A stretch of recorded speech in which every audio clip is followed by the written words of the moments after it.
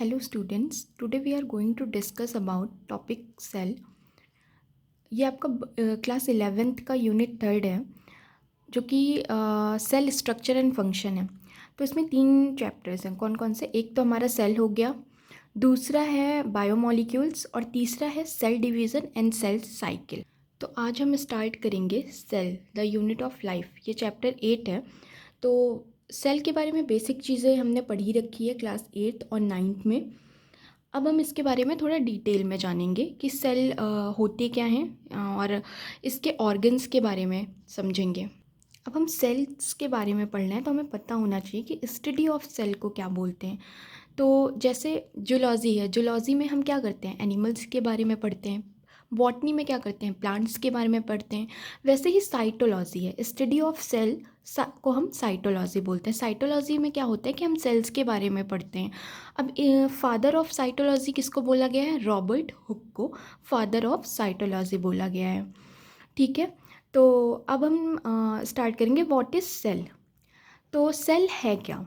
Basic unit of life. Basic unit of life से क्या मतलब है कि अगर किसी लिविंग ऑर्गेनिज्म में सेल नहीं है तो क्या वो लिविंग होगा? नहीं होगा। फॉर एग्जांपल अगर हम यहाँ पे एक टेबल लेते हैं, ठीक है, और हम एक एनिमल्स लेते हैं, एक एनिमल और एक टेबल, ठीक है। अब टेबल क्या है? टेबल नॉन लिविंग है। एनिमल क्या है? एनिमल लिविंग है। क्यों? क्योंकि एनिमल में क्या पाया जा रहा है? सेल। और टेबल में क्या हमें सेल्स है दिखती है? कोई नहीं। तो टेबल क्या है? नॉन लिविंग और एनिमल क्या है? Cell. Basic unit of life cell को बोला गया है, फंडामेंटल यूनिट ऑफ लाइफ, ठीक है। अब structural and functional unit of life. Structure का मतलब क्या है? स्ट्रक्चर का मतलब यहाँ पे है कि जो हमारी बॉडी ओरिजिनेट किससे हुई है? सेल से हुई है। स्ट्रक्चरल मतलब होता है कि जब किसी चीज़ का स्ट्रक्चर तैयार हो रहा हो तो उसमें जो बेसिक यूनिट है वो क्या है? वो थी सेल, इसलिए उसको स्ट्रक्चरल बोला गया। फॉर एग्जांपल यहाँ पे मैं ले रही हूँ, एक दीवार है, ये आपने पढ़ा भी होगा। एक दीवार है तो उसको बनाने के लिए हमें किस चीज़ की ज़रूरत पड़ती है? ईंट, सीमेंट, है ना, इन सारी चीज़ों की। पर उसकी नींव सबसे पहले किससे पड़ती है? ईंट से, है ना। बेसिक जो दीवार या घर का बेसिक यूनिट होगा वो क्या होगा? ईंट होगा। उसी तरह हमारी बॉडी की बेसिक यूनिट क्या हुई? सेल हुई, ठीक है। अब फंक्शनल यूनिट ऑफ, फंक्शनल से क्या मतलब है? तो उससे पहले ये डेफिनेशन देखेंगे कि a cell is defined as the smallest basic unit of life. ऊपर हमने समझा कि वो बेसिक यूनिट कैसे हैं। That is responsible for all life processes. मतलब हमारी बॉडी में जितनी भी एक्टिविटीज़ हो रही हैं वो किसके कारण से हो रही हैं? सेल के थ्रू हो रही हैं ना। फंक्शनल क्यों बोला गया है? क्योंकि जितनी भी एक्टिविटीज़ हो रही हैं, चाहे वो डाइजेशन हो, रेस्पिरेशन हो, एक्सक्रीशन हो, उन सब में सेल पार्टिसिपेट कर रहा है। फंक्शनल, अब जैसे हम हो गए, हम क्या है? मल्टी सेलुलर ऑर्गेनिज्म, ठीक है, ह्यूमंस। तो ये यहाँ पे जैसे कि दिया हुआ है कि ऑर्गेनिजम्स कितने तरह के होते हैं? एक यूनिसेलुलर हो गया, मल्टी सेलुलर हो गया। यूनिसेलुलर क्या हो गया? कंपोज्ड ऑफ सिंगल सेल से बना। और मल्टी सेलुलर क्या है? कंपोज्ड ऑफ मैनी सेल्स, है ना। मतलब यूनिसेलुलर ऑर्गेनिज्म जो कि एक ही सेल से बन रहे हैं, और multi cellular composed of many cells. तो क्या वो एक सेल से बन रहे हैं तो उनमें उनकी जो एक्टिविटीज़ है वो नहीं हो रही होंगी? तो ऐसा नहीं है। जो फॉर एग्जाम्पल यहाँ पे अमीबा लिखा है, मैंने पैरामीशियम लिखा है और बैक्टीरिया लिखा है। तो अमीबा क्या है? सिंगल सेल ऑर्गेनिज्म है। अब अमीबा में एक ही सेल पाया जा रहा है, पर वो जो एक सेल है वही उसकी बॉडी के सारे फंक्शंस को परफॉर्म कर रहा है। फॉर एग्जांपल अगर उसको फूड चाहिए तो फूड भी कैप्चर कर रहा है, फूड को डाइजेस्ट भी वो एक ही सेल कर रही है, और गैसेस ऑफ एक्सचेंज भी उसी एक सेल से हो रहा है, लोकोमोशन भी हो रहा है। तो ये सारी चीज़ें जितनी भी अमीबा में हो रही होती है वो सिर्फ एक सिंगल सेल परफॉर्म कर रहा होता है। और multi cellular composed of many cells. सबसे अच्छा एग्जाम्पल तो हम खुद ही हैं। एग्जाम्पल हो गया फंगई, प्लांट्स और एनिमल्स, है ना। तो मतलब मैनी सेल्स का मतलब बहुत सारे सेल से मिलकर बने होते हैं। तो जब हम बहुत सारे सेल से मिलकर बने होते हैं तो उसमें क्या होता है कि वर्क को डिवाइड कर दिया जाता है आपस में। जैसे कुछ ग्रुप्स जो होते हैं सेल के, वो आपका रेस्पिरेशन में काम करते हैं, कुछ डाइजेशन में काम करते हैं, कुछ एक्सक्रीशन में काम करते हैं। जैसे हम घरों में कभी कभी काम को बांट देते हैं, उसी तरह हमारी सेल्स भी आपस में ग्रुप्स में अपने काम को डिवाइड कर लेती हैं। अब जैसे हमारी बॉडी में बहुत सारे सेल्स पाए जाते हैं, तो फॉर एग्जांपल यहाँ पे हम रेड ब्लड सेल्स को लेते हैं। अब उनका काम क्या होता है कि वो ऑक्सीजन और कार्बन डाइऑक्साइड और न्यूट्रिएंट्स को क्या करती हैं, पूरी बॉडी में पहुंचाती हैं, ट्रांसपोर्ट करती हैं, ठीक है।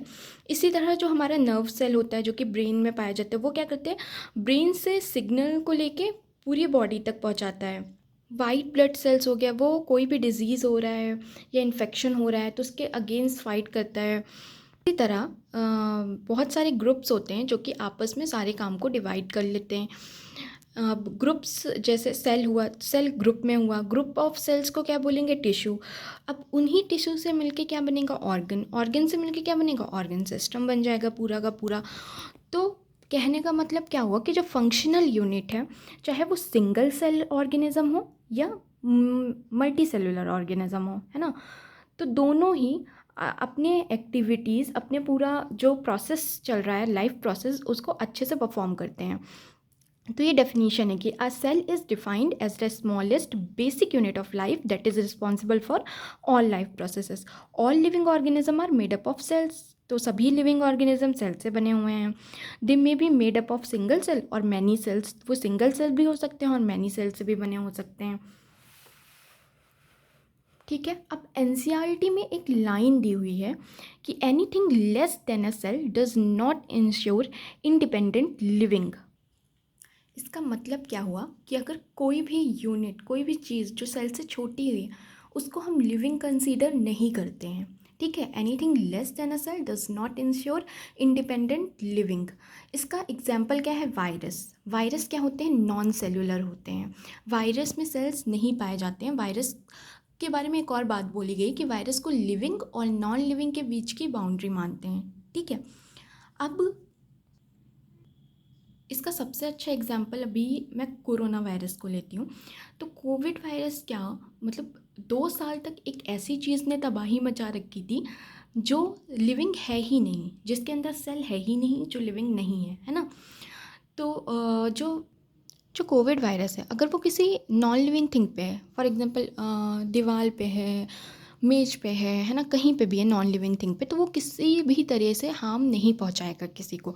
उसको क्या चाहिए, उसको हार्म पहुंचाने के लिए क्या चाहिए, हम चाहिए, होस्ट सेल चाहिए, है ना। उसको एक होस्ट बॉडी चाहिए, क्योंकि उसकी खुद की कोई एग्जिस्टेंस है ही नहीं, वो इंडिपेंडेंटली एग्जिस्टेंस नहीं कर सकते हैं। वायरस क्या होते हैं, वायरस एक तरह के पैरासाइट होते हैं जो कि दूसरे पे डिपेंड होते हैं। तो जब वो हमारी बॉडी के अंदर, मतलब होस्ट सेल के अंदर आते हैं, तब वो अपनी एग्जिस्टेंस बना पाते हैं, वरना उनकी कोई आइडेंटिटी नहीं होती है। वो हमारी बॉडी के अंदर आकर हमारी चीज़ें यूज़ करें, हमारी सेल्स की एनर्जी यूज़ कर रहे हैं और हमारी बॉडी में ही वो रेप्लिकेट हो रहे हैं। तो कोई भी चीज़ जो कि सेल से छोटी है, वो लिविंग कंसिडर नहीं होती है ना, उसे लिविंग हम मानते ही नहीं हैं। तो ये सब हो गया सेल के बारे में कि सेल होते क्या हैं और ये आपके एनसीईआरटी में क्या क्या दिया हुआ है। अब बात आती है कि सेल को सबसे पहले देखा किसने, सेल डिस्कवर कैसे हुआ, है ना।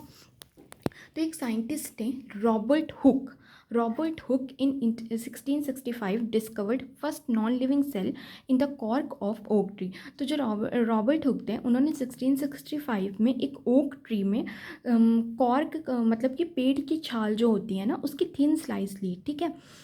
उसकी थिन स्लाइस ली और उस पर उन्होंने अपने माइक्रोस्कोप में देखा कि जो सेल्स हैं वो डेड हैं, ठीक है।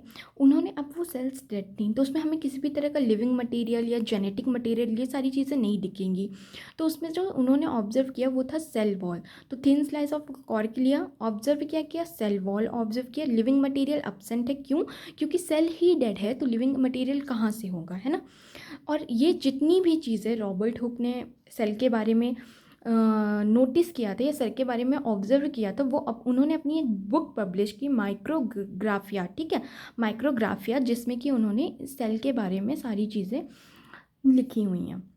तो ये हो गया, उन्होंने क्या देखा, जब उन्होंने अपना माइक्रोस्कोप में कॉर्क सेल को डाला तो उन्होंने देखा कि कुछ हनीकॉम्ब जैसा स्ट्रक्चर बन रहा है ऐसा। अब उन्होंने इसको लार्ज किया तो ये कुछ ऐसा आया कंपार्टमेंट जैसा, तो कंपार्टमेंट जैसा दिख रहा था ये।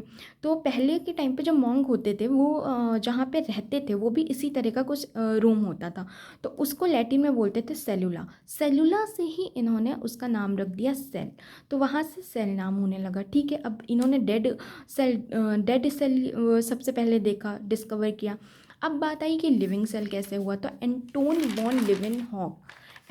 वॉन लिविनहुक जो कि ऐसे साइंटिस्ट हैं जिन्होंने सबसे पहले लिविंग सेल को डिस्कवर किया। अब लिविंग सेल को इन्होंने डिस्कवर कैसे किया, तो इन्होंने पॉन्ड वाटर में लिविंग सेल को डिस्कवर किया। अब ये क्या करते थे, इन्होंने खुद का माइक्रोस्कोप बनाया हुआ था, खुद का कंपाउंड माइक्रोस्कोप बनाया हुआ था। अब जब भी बारिश हो रही हो, बारिश का पानी या फिर नाली का पानी, कुछ भी जो गंदा पानी होता था, ये अपने माइक्रोस्कोप में डालते हैं और उसको देखते हैं। तो इससे क्या होता है, उन्होंने एक चीज़ नोटिस की उन सब में कि कुछ चीज़ें हैं जो कि मूव कर रही हैं।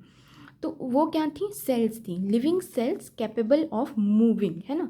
जैसे एल्गी हो गया, बैक्टीरिया हो गया, रेड ब्लड सेल्स हो गया और स्पर्म हो गया। तो ये उनको लिविंग सेल्स में ये सारी चीज़ें उनको दिखी। ठीक है, तो Anton von Leeuwenhoek invented the compound microscope and was to see free living cells. उन्होंने सबसे पहले लिविंग सेल किसने देखा, तो एंटोन वॉन लिविनहुक ने देखा। किसमें, पॉन्ड वाटर में देखा, है ना, बहुत सारी बारिश के पानी में देखा, बहुत सारी चीज़ों में उन्होंने क्या देखा, बैक्टीरिया हो गया, रेड ब्लड सेल्स हो गए, ये सब क्या कर रहे थे, मूव कर रहे थे। तो ये लिविंग सेल्स सबसे पहले किन्होंने देखा, एंटोन वॉन लिविनहुक। तो ये सारा जो अभी तक हमने पढ़ा वो सब सेल के बारे में पढ़ा कि सेल होते क्या है, सबसे पहले उनको डिस्कवर किसने किया, है ना। अब हम जो सेकंड पार्ट है उसमें पढ़ेंगे सेल थ्योरी। सेल थ्योरी किसने प्रपोज की, ये सारी चीज़ें हम सेकंड पार्ट में देखेंगे।